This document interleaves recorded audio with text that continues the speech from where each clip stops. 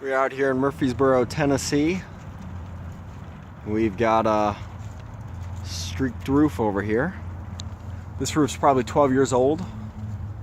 We've gone ahead and installed a stainless steel roof anchor at the peak up there. Will is fully strapped in and OSHA compliant for 5,000 pounds, as you can see there. He's just applying our chemical solution to the roof right now. And you'll just start seeing all that dark mold and mildew start to turn white, and it'll just fall away. As you can see, he is using no pressure at all.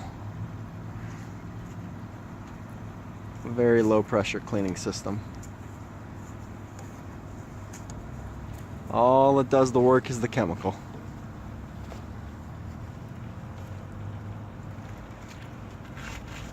He's getting all the corners and edges there.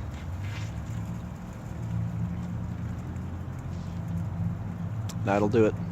Roofs like this you have to strap in. It's just too aggressive of a roof for us to try to do it from a ladder. And anytime we walk a roof, we always install a roof anchor to be OSHA compliant.